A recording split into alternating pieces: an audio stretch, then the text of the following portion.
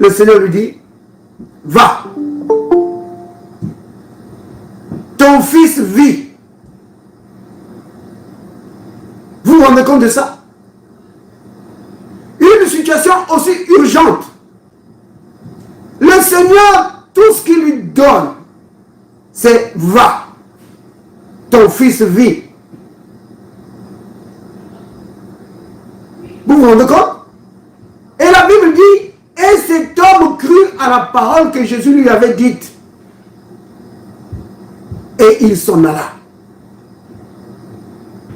Oh là là! Mais qu'est-ce qu'il avait reçu? Nombreux diraient, oh, je suis allé là-bas, il m'a juste dit des paroles. Il n'a même pas prié pour mon enfant. Il n'a même... Vous voyez? Il dit, oh, c'est juste des paroles. C'est pas juste des paroles. Bien aimé, il faut comprendre une chose. Que la parole de Dieu a créé toutes choses. C'est vraiment capital. La parole de Dieu, ce n'est pas juste des paroles. Non. La parole de Dieu, j'insiste là-dessus, la parole de Dieu, ce n'est pas juste des paroles. Ce n'est pas du vent. Ce n'est pas juste du bruit. Vous comprenez? La parole de Dieu, c'est la réalité. C'est-à-dire que les choses sont exactement comme la parole de Dieu le dit. Quand la parole de Dieu dit que tu es guéri, par les méthodes de Jésus, tu as été guéri, c'est comme ça, c'est cela la réalité. Donc, quand Jésus dit à ce papa-là que ton fils vit, les choses sont exactement comme ça. Maintenant, ici, le problème, c'est quoi, bien-aimé? C'est maintenant oser s'appuyer sur cette parole. Vous comprenez? Le Christ donne à ce papa rien d'autre que la parole. Parce que ce papa était venu pour demander quelque chose. Qu'est-ce qu'il a demandé? Il dit, descends.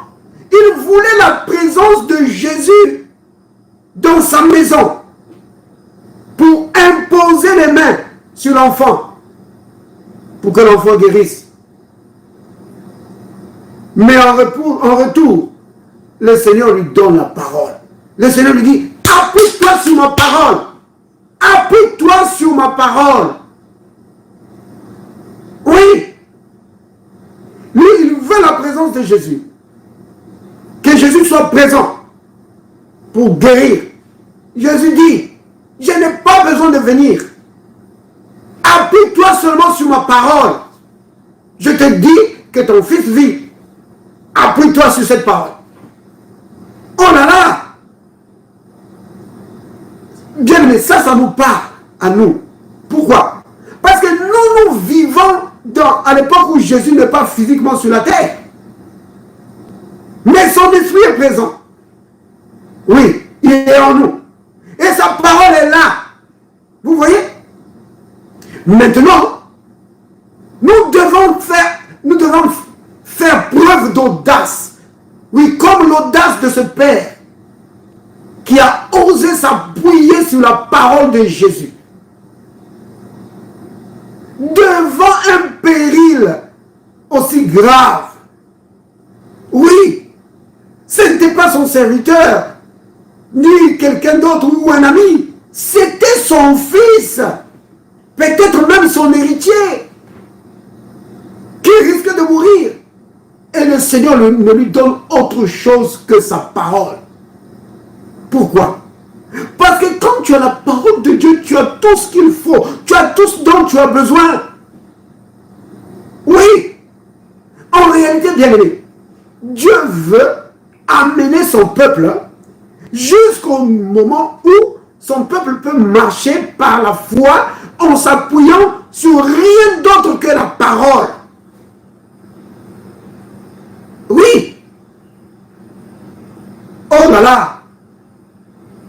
Et le papa, cet officier, n'oubliez pas, c'était un grand homme, c'était un officier. Oh, il pouvait se fâcher comme Naaman. Vous vous souvenez de Naaman le Syrien? est parti chez le prophète. Le prophète lui a dit, va te jeter 7 fois dans le Jourdain. Il dit, oh, on se moque des gens.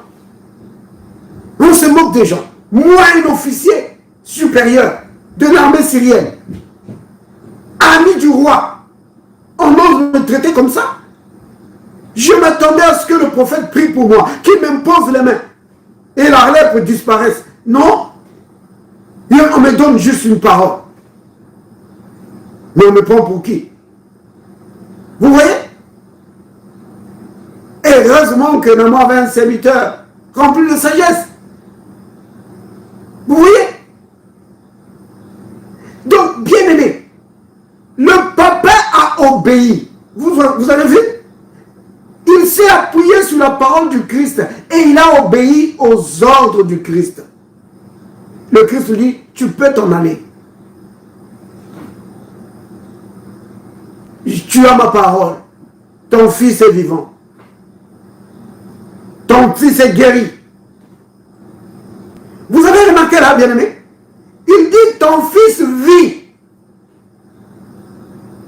Il ne dit pas, ton fils est guéri. Pourquoi? Parce que du point de vue de Dieu, la vie, quand on parle de la vie, c'est libre de toute maladie, de toute infirmité, de toute chose qui n'a pas son origine en Dieu. Vous comprenez? Pour Dieu, la vie, c'est ça. La vie, c'est plein de santé. C'est pourquoi dans Romains 8, 11, quand on dit que si l'esprit de celui qui a resté Christ d'entre les morts habite en toi, celui qui a resté Christ d'entre les morts rendra aussi la vie. Vous entendez? Rendra aussi la vie à ton corps mortel par son esprit qui habite en toi. Donc cette écriture veut dire qu'il va donner la bonne santé. Parce que pour Dieu, la vie, c'est plein de santé. Oui. C'est pourquoi il dit à son fils, c'est pourquoi il dit à l'officier, ton fils il vit.